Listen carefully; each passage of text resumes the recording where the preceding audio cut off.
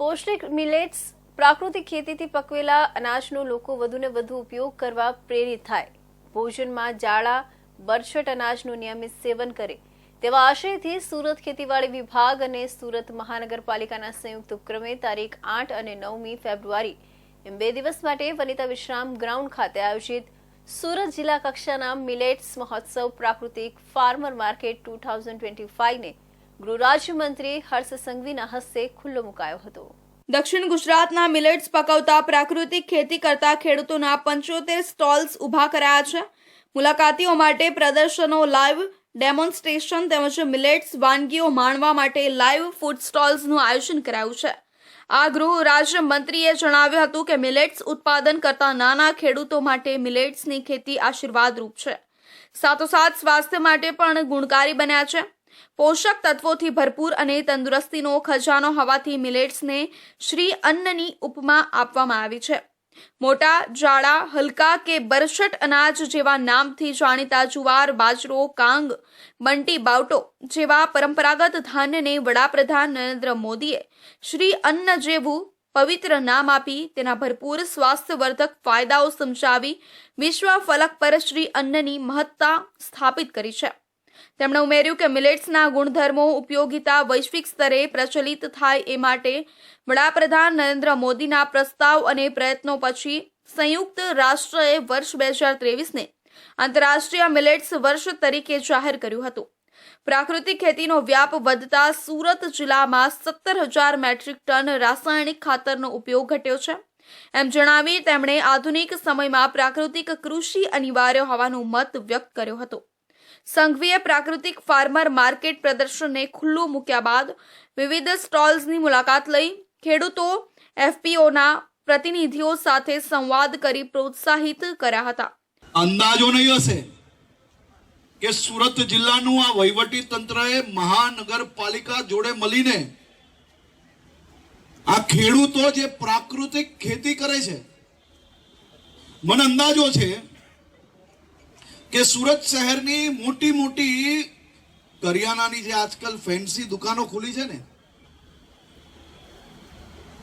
તેમાં ઓર્ગેનિક ફાર્મિંગના નામની જે શાકભાજી વેચાય છે ને, એનો ભાવ આસમાને હોય છે, પરંતુ આપણા સુરત જિલ્લાના ખેડૂતોને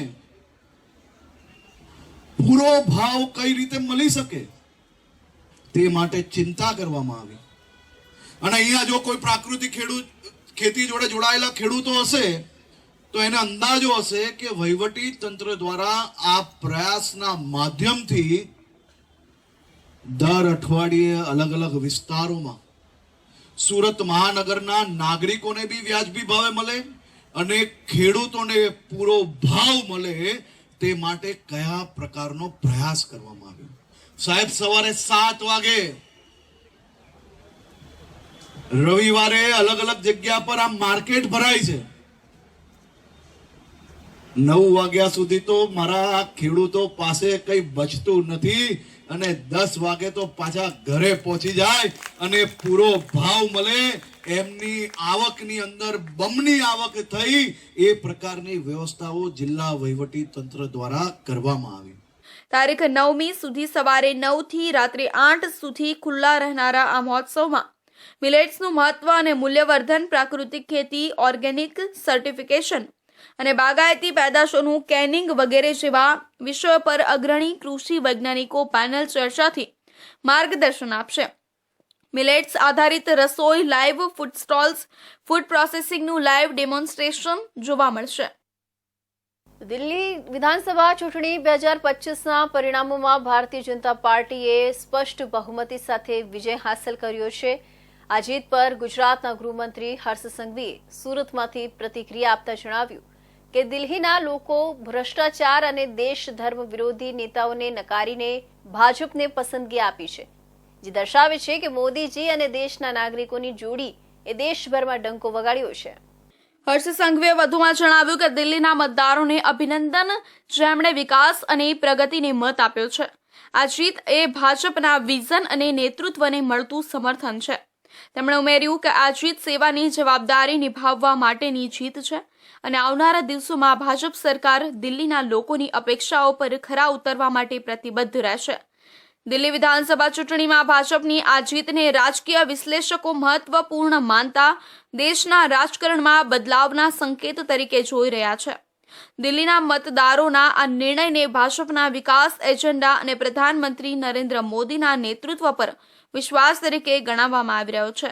दिल्ली वालों के दिल में मोदी, भारत देश के प्रत्येक नागरिकों के दिल में मोदी.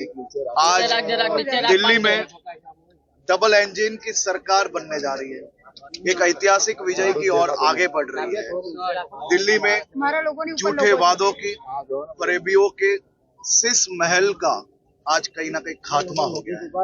जिस प्रकार से मैं रुझान देख रहा हूँ, दिल्ली के मुख्यमंत्री, पूर्व मुख्यमंत्री एवं कई भ्रष्टाचार से जुड़े हुए आपके बड़े नेताओं को हार का सामना करना पड़ा. ये घमंड, ये देश विरोधी मानसिकता, इसका ये नतीजा है. कई बार देश की सेना पे प्रश्न खड़ा करना, देश की आस्था पे प्रश्न खड़ा करना, ये सभी का हिसाब है. देश में झूठे वादे, झूठे तरीकों से लोग तंग आ गए थे. आज दिल्ली में दिल्ली वालों ने हिसाब कर लिया. આ જીત સાથે ભાજપે દિલ્હીમાં પોતાની સ્થિતિ વધુ મજબૂત બનાવી છે અને આગામી લોકસભા ચૂંટણી માટે પણ આત્મવિશ્વાસ વધાર્યો છે. હર્ષ સંઘવીએ અંતમાં જણાવ્યું કે દિલ્હીના લોકોના આ વિશ્વાસને અમે કદી તૂટવા નહીં દઈએ અને તેમની સેવા માટે સતત કાર્યરત રહીશું. ડોનાલ્ડ ટ્રમ્પના આવ્યા પછી જ્વેલર્સ લોકોની ગણતરી ઊંધી પડી ગઈ. સોનાના ભાવમાં તેજીનો માહોલ અને ગ્રાહકીમાં મંદીનો માહોલ જોવા મળી રહ્યું છે. જ્વેલરી સેક્ટરને ગંભીર ઇફેક્ટ થતા જ્વેલર્સમાં ચિંતાનો માહોલ સર્જાયો છે. સોનાના ભાવ $2,900 નજીક 86,000 રૂપિયાને ટચ, સોનું અને ચાંદી 96,000 સપાટીએ પહોંચ્યું છે. સોના ચાંદીના ભાવ વધતા ગ્રાહકી પર અસર વર્તાશે. સુરતના જ્વેલર્સમાં ચિંતાજનક સમાચાર. સોનાના ભાવમાં ભારે ઉછાળો જોવા મળ્યો છે, જેના કારણે ગ્રાહકોના હાથે ખર્ચા થંભી ગયા છે. જ્યાં એક તરફ સોનાના ભાવમાં તેજી છે, ત્યાં બીજી તરફ ગ્રાહકોની ખરીદી ક્ષમતા પર મોટી અસર જોવા મળી રહી છે. વેપારીઓ માટે આ ગંભીર ચિંતાનો વિષય છે. સોનાના ભાવ એટલા વધ્યા છે કે ગ્રાહકો હોલસેલ ખરીદી નથી કરી રહ્યા. રિટેલ માર્કેટ પર મોટો પ્રભાવ જોવા મળી રહ્યો છે. આજે સુરતમાં 24 કેરેટ સોનાનો ભાવ 86,000 રૂપિયા પ્રતિ 10 ગ્રામને પાર કરી ગયો છે, જ્યારે ચાંદી 96,000 રૂપિયા પ્રતિ કિલોગ્રામની સપાટીએ પહોંચી ગઈ છે. આ ભાવ વધારો માત્ર સ્થાનિક નહીં પણ આંતરરાષ્ટ્રીય પરિબળોનો પ્રભાવ છે. ઓવરઓલ જોવા જાય તો છેલ્લા 10-12 દિવસથી સતત સોનામાં વધારો અને ઉછાળો થઈ રહેલો છે. એ રીતે ચાંદીમાં પણ ભાવનો વધારો થઈ રહેલો છે. અને ડોલરની દ્રષ્ટિએ જોઈએ તો આજે $2870-75 સુધી આજે સોનું જઈને આવેલું છે. એટલે 2875 એટલે જે આપણે $3,000 એમના વાત કરતા હતા કે $3,000 સોનું થશે, એ સોનાની લગભગ નજીક પહોંચીને સોનું અત્યારે ચાલી રહ્યું છે. અને ઓવરઓલ જોવા જઈએ તો ટ્રમ્પ સરકાર આવવાથી લોકો એવું વિચારેલું કે સોનાના ભાવ ઘટશે અને શેર માર્કેટમાં તેજીનો માહોલ આવશે. એની બદલામાં તેજી શેર માર્કેટમાં પણ અત્યારે નથી અને સાથે સાથે સોના માર્કેટમાં તેજીનો માહોલ જોવા મળ્યો. તો ઉલટું થયેલું છે. અને જોવા જઈએ તો આ એક બહુ મોટો ઉછાળો કહેવાય. આટલા દિવસમાં શોર્ટ પીરિયડમાં $250-300 ઉછાળો એટલે ઘણો મોટો કહેવાય. અમારા જ્વેલર્સ માટે પણ ઘણો મોટો કહેવાય. અમને લોકોને જ્યારે અત્યારે ઘરાગીની દ્રષ્ટિએ જોઈએ તો પણ અમને ઘણું બધું અનસ્ટેબલ હોય એવું લાગતું હોય, કારણ કે ઘરાગીમાં અત્યારે રૂટીનમાં જે ઘરાગી ચાલી રહેલી છે એના પ્રમાણમાં જ્યારે આવું ભાવ વધતો હોય ત્યારે લોકો વેઇટ એન્ડ વોચની સ્થિતિમાં આવી જતા હોય છે. લોકો જોવે છે કે અમારે સોનું પછી લેશું, થોડો ભાવ ઘટે પછી લેશું. તો અત્યારે સોનામાં ઘરાગીમાં મંદીનું માહોલ અને સોનાના ભાવમાં તેજીનું માહોલ, આવો એક સિનારીઓ ચાલી રહ્યો છે. ડોનાલ્ડ ટ્રમ્પના નીતિઓ અને વૈશ્વિક બજારમાં અનિશ્ચિતતાને કારણે સોનાના ભાવ ઊંચી સપાટીએ છે. વિશ્વ બજારમાં અનિશ્ચિતતા અને મંદી, ડોલરનું મજબૂત થવું તેમજ યુએસના નવા નીતિઓ સોનાના ભાવ વધારાનું મુખ્ય કારણ છે. સોના ચાંદીના ભાવ વધી રહ્યા છે, ગ્રાહકોની ખરીદી ઘટી રહી છે અને જ્વેલર્સ ચિંતિત છે. હવે જોવું રહ્યું કે આગામી દિવસોમાં આ બજાર કેવી દિશામાં જશે. સુરતના આઉટર રિંગ રોડના વાલક બ્રિજ પર 7 ફેબ્રુઆરીની મોડી રાત્રે ગમખ્વાર અકસ્માત સર્જાયો હતો. પૂરપાટ ઝડપે આવતા કાર ચાલકે કાર ડિવાઈડર કુદાવીને સામેના રોડ પર પહોંચ્યા બાદ એક પછી એક 5 વાહનને અડફેટે લઈ 6 વ્યક્તિને ઉડાવી હતી. આ ઘટનામાં 6 ઇજાગ્રસ્તમાંથી એકનું ઘટના સ્થળે જ્યારે એકનું હોસ્પિટલમાં મોત નીપજ્યું હતું. જ્યારે અન્ય ગંભીર રીતે ઘવાયેલી 4 વ્યક્તિની સારવાર ચાલી રહી છે. બંને મૃતકો સગા ભાઈ છે અને મૂળ ગીર સોમનાથના વતની છે. અકસ્માત સર્જનાર કારનો માલિક મનોજ કુમાર કાળુભાઈ ડાખરા છે અને તેનો પુત્ર કીર્તન ડાખરા કાર ચલાવતો હતો. મૃતકના પરિવારજનના જણાવ્યા મુજબ કારમાં એક યુવતી અને 3 યુવક સવાર હતા. કારની સ્પીડ 130 થી 150 હતી અને કારમાં સવાર તમામે ડ્રિંક કરેલું હતું. હાલમાં પોલીસે કારને કબજે લઈ આગળની તપાસ હાથ ધરી છે. ઇજાગ્રસ્ત લોકોમાં એક જ પરિવારના બાળક સહિત 3 લોકો ગંભીર હાલતમાં છે, જેમાં 2ની આઈસીયુમાં સારવાર ચાલી રહી છે. આ ઇજાગ્રસ્ત પરિવાર મૂળ ભાવનગર જિલ્લાના શિહોરના આંબળા ગામનો છે. હાલ સુરતમાં ઉત્તરાયણના રાધે રો હાઉસમાં રહે છે. દોરાની દુકાનમાં નોકરી કરતા ધર્મેશભાઈ બાલાભાઈ જાસોલિયા અને તેમની પત્ની ધર્મિષ્ઠાબેન અને પુત્ર યજ્ઞને ગંભીર ઈજા પહોંચી છે. મળતી માહિતી મુજબ સુરતના આઉટર રિંગ રોડ પર લસકાણા વાલક અબ્રામા બ્રિજ ઉપર મોડી રાત્રે પૂરપાટ ઝડપે દોડતી કાર નંબર GJ05RF 0317ના ચાલકે સ્ટીયરિંગ પર કાબુ ગુમાવતા કાર ડિવાઈડર કૂદીને રોડની સામેની સાઈડ પહોંચી ગઈ હતી. કાર ચાલકે સામેના આવતા એક પછી એક કુલ 5 વાહનને ઉડાવી 6 વ્યક્તિને અડફેટે લીધા હતા. આ અકસ્માતમાં તમામ ઇજાગ્રસ્તોને સારવાર માટે હોસ્પિટલમાં ખસેડાયા હતા. તે પૈકી 2 સગા ભાઈ કમલેશ બાલુભાઈ સાપોલિયા અને અશ્વિનભાઈ બાલુભાઈ સાપોલિયાના સારવાર મળે એ પહેલા મોત નીપજ્યા હતા, જ્યારે અન્ય 4 ઇજાગ્રસ્તની હાલત ગંભીર હોવાથી તેમની સારવાર ચાલી રહી છે. અકસ્માતમાં કારનો આગળના ભાગનો ખુરદો વળી ગયો હતો. આ સાથે જ અડફેટે આવેલા વાહનોનો પણ કડુહલો બોલી ગયો હતો. બનાવની જાણ થતાં લસકાણા પોલીસ સ્થળ પર દોડી ગઈ હતી. બનાવને પગલે લોકો પણ એકત્ર થઈ ગયા હતા. અકસ્માત સમયે કારમાં 4 જેટલા યુવાનો સવાર હતા. તે પૈકી પાછળ બેસેલા એક યુવાનને લોકોએ પકડીને પોલીસને હવાલે કર્યો હતો, જ્યારે ચાલક અને અન્ય યુવકો ફરાર થઈ ગયા હતા. સિવિલમાં ડોક્ટરની બેદરકારીને કારણે યુવતીનું મોત થયું હોવાનો બનાવ બન્યો છે. ગર્ભાશયની થેલીના સારવાર માટે યુવતીને સિવિલમાં દાખલ કરાઈ હતી. સારવાર બાદ યુવતીને રજા અપાઈ હતી. તબિયત લથડતા અન્ય હોસ્પિટલે લઈ જવાતા બેદરકારી સામે આવી છે. પરિવારની જાણ બહાર યુવતીને છેલ્લા ઘણા સમયથી આઈસીયુમાં રખાયું હતું. મોત થયા બાદ પણ પરિવારને જાણ કરાઈ ન હતી. સુરત શહેરની સિવિલ હોસ્પિટલમાં ડોક્ટરની બેદરકારીના ગંભીર આરોપ વચ્ચે 30 વર્ષીય પરવીન મિર્ઝા નામની યુવતીએ જીવ ગુમાવ્યો હોવાનો ચોંકાવનારો મામલો સામે આવ્યો છે. પરવીન મિર્ઝાને ગર્ભાશયની થેલીના ઇલાજ માટે સારવાર હેઠળ રાખવામાં આવી હતી. સારવાર બાદ તેને રજા આપવામાં આવી હતી. ત્યારબાદ ફરી તબિયત લથડતા તેને અન્ય ખાનગી હોસ્પિટલમાં ખસેડવામાં આવી. તે તપાસ દરમિયાન જાણ થઈ કે સિવિલમાં ઓપરેશન દરમિયાન તેના આંતરડાને ઈજા પહોંચી હતી. પરિવારજનોના આક્ષેપ મુજબ યુવતીને ગંભીર પરિસ્થિતિમાં છેલ્લા ઘણા દિવસથી આઈસીયુમાં રાખવામાં આવી હતી, પણ પરિવારને આ બાબતની કોઈ જાણ કરવામાં આવી નહોતી. વધુમાં યુવતીનું મોત થતાં પણ હોસ્પિટલ વહીવટી તંત્રએ તરત જ પરિવારને જાણ કરી ન હતી. મામલો ઉગ્ર બનતા અને મોટી સંખ્યામાં પરિવારજનો સિવિલ હોસ્પિટલમાં ભેગા થતા તંત્ર પર દબાણ વધતા અંતે ડોક્ટરો દ્વારા યુવતીનું મોત થયા હોવાની કબૂલાત કરવામાં આવી. પોલીસ ફરિયાદ નોંધાઈ ત્યાં સુધી પરિવારજનો દ્વારા મૃતદેહ લઈ જવાની ના પાડી હતી. પરવીન મિર્ઝાની તેના પાછળ 3 નાના બાળકો છે. ये मेरी बांझी परवीन को सिविल में लाए थे, उसका अमल गिरा तो उसके लिए लाए थे कि सफाई कराने के लिए. तो सिविल में पहले माले पे उसको लेके गए वहाँ उसकी सफाई कराने के लिए. तो वहाँ जो एक डॉक्टर थी उसने उसकी रात भर में 10 से 12 बार उसकी सफाई करी. छोकरी पाव पड़ती थी कि मेरे बच्चे छोटे छोटे हैं, मैं मर जाऊंगी, मेरे बच्चों को कौन देखेगा. तो वो लोग हंसते थे और डॉक्टर ने भी गंदा गंदा बोला. फिर उसके बाद में ये लोग ने ना उसको रजा दे दी है और बोले हम ऐसा बोल देंगे कि ये लोग भाग गए. फिर ये लोग ने दूसरे दवाखाने में लेके गए. फिर वहाँ इसके वापिस पेट में दुखा, वहां से इसको घर पे लाए, घर से फिर इसको वापिस सिविल लाए. ये लोग ने बोले नहीं, हमने रिपोर्ट काढ़े, MRI की रिपोर्ट काढ़े तो उसमें मालूम पड़ा कि इसकी सफाई करने से कैंची लग गई तो इसकी अकड़ी फट गई. तो इसको वहां से लाए, यहाँ दिए, हमने डॉक्टर को दिए. तो यहाँ सिविल वालों ने उसका काम करे, फटाफट ऑपरेशन, इमरजेंसी में ऑपरेशन करे. तो जो 1 बजे रात से लेके गए तो सुबह 7 बजे ये लोग ने लाके दिए. फिर वो छोकरी दो दिन अच्छी रही. फिर अभी और 2 दिन पहले इसका ऑपरेशन, ये लोग ने क्या बोले, इतना सा एक टाके का ऑपरेशन है, बोले हम करवा के भेजा देंगे, बोले कोई टेंशन वाली बात नहीं. इसका खाना पानी बंद कर दिए, इसको अंदर लेके गए। सुबह 9 बजे के लेके गए तो 6 बजे के बाद ये लोग ने छोकरी को हमको दिए, और जब छोकरी दिए भी तो आईसीयू में रखे तो हमको ये लोग ने बताया भी नहीं। हम लोग गए उसके पीछे भाग के, तो बोलते कि नहीं, ये तो बोले जैन से, बोले परवीन नहीं है, ये तुम्हारी लड़की नहीं है, जैन से बोले। तो हम लोग ऐसा सुन के वापिस आ गए, और ये 3 दिन से हमको अंधेरे में रखे ये लोग ने।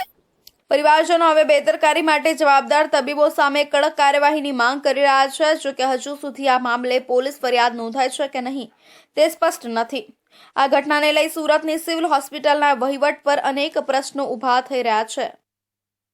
તો મિત્રએ પરિણીતાની 11 વર્ષની દીકરી સાથે શારીરિક અડપલા કર્યાનો મામલો સામે આવ્યો છે।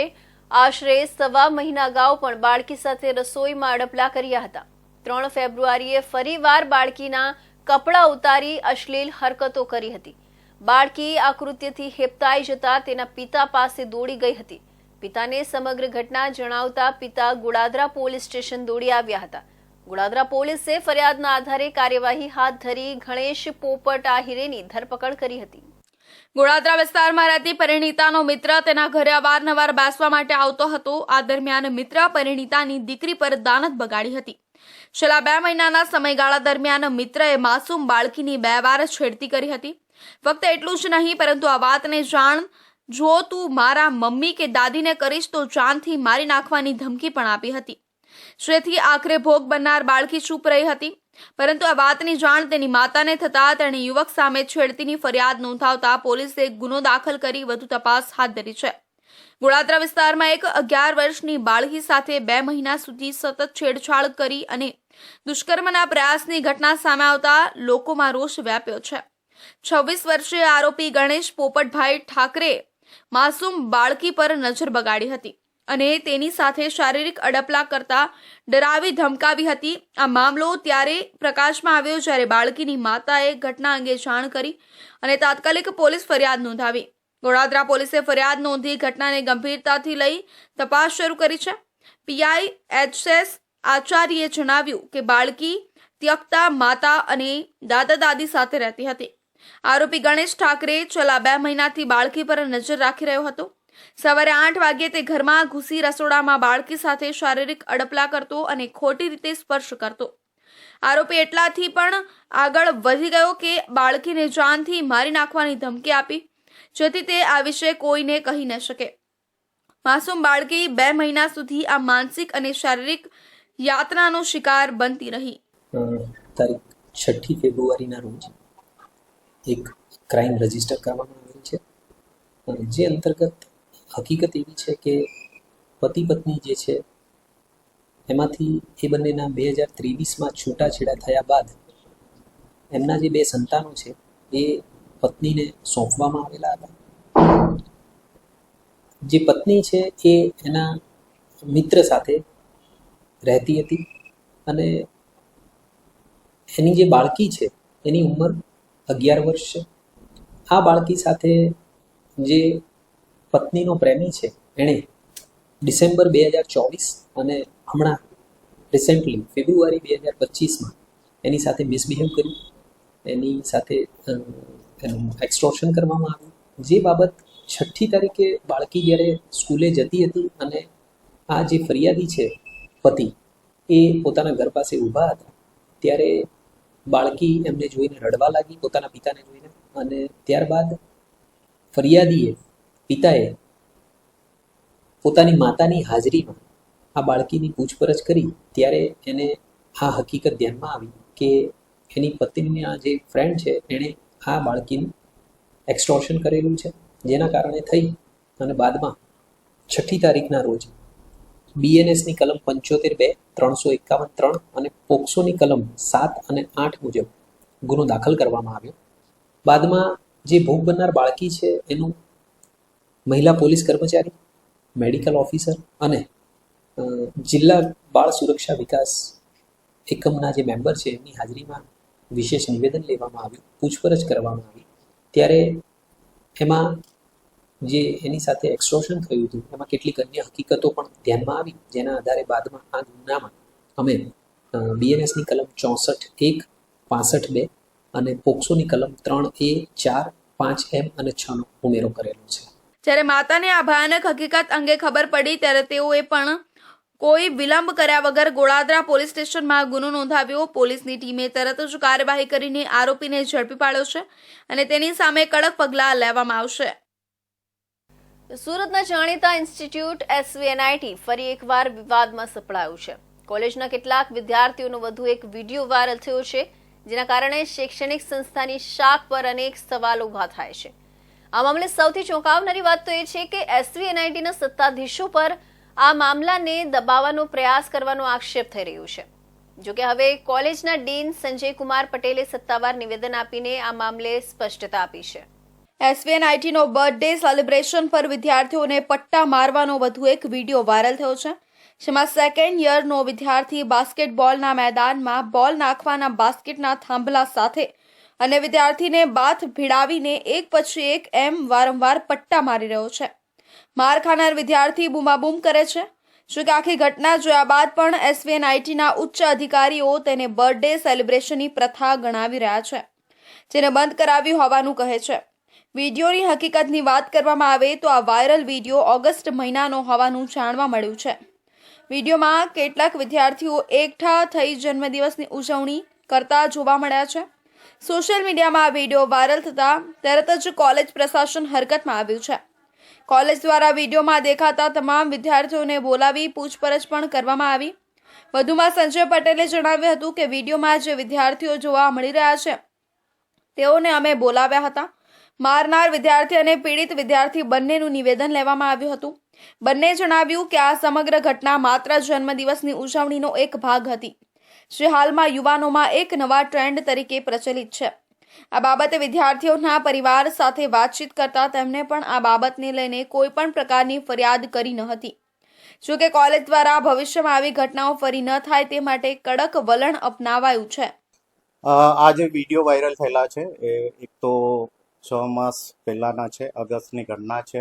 અને એ વિડીયોમાં જે સ્ટુડન્ટ ઇન્વોલ્વ છે એ બધા સ્ટુડન્ટને અમે બોલાવીએ છે. પ્રિલિમિનરી પ્રાઇમા ફેસી ઇન્ક્વાયરી બી કરી છે અને એમાં બંને તરફથી જે સ્ટુડન્ટ વિક્ટીમ છે અને અક્યુઝડ જે સ્ટુડન્ટ છે બંનેના નિવેદન એમ છે કે અમે બંને બર્થડે સેલિબ્રેટ કરી રહ્યા હતા અને એ અત્યારનો ટ્રેન્ડ ચાલી રહ્યો છે એ પ્રમાણે અમે આ કૃત્ય કર્યું હતું. વિડીયોમાં જે કંઈ ઘટના બની રહ્યા છે એને SVNIT સપોર્ટ નથી કરતી કે આવી રીતના બર્થડે સેલિબ્રેશન ના થવું જોઈએ.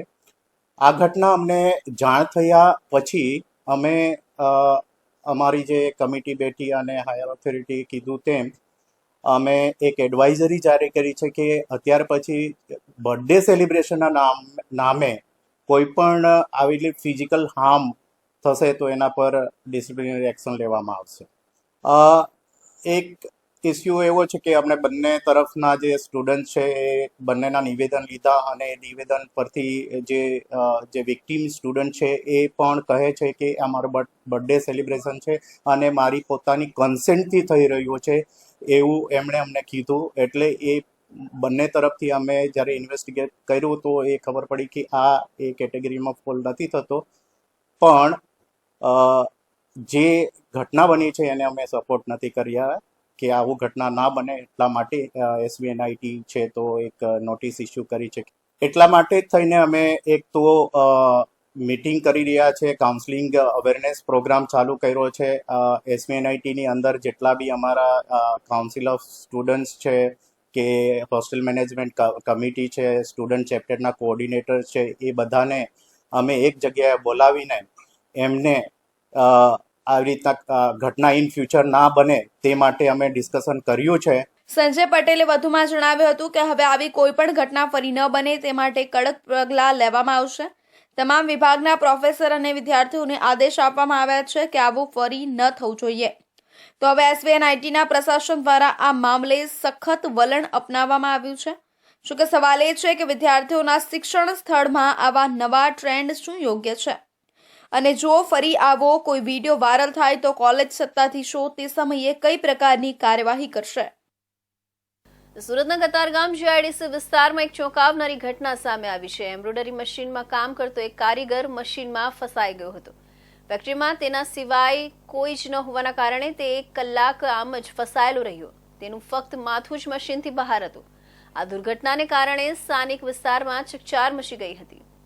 આ દુર્ઘટના કતારગામની વિશ્વકર્મા સોસાયટીના ઘર નંબર 17માં બની હતી, જ્યાં પરવેઝ એકલો એમ્બ્રોઇડરી મશીન પર કામ કરી રહ્યો હતો. ફેક્ટરીમાં કોઈને તેની હાલતની જાણ નહોતી અને તે અંદરથી બૂમો પાડી રહ્યો હતો.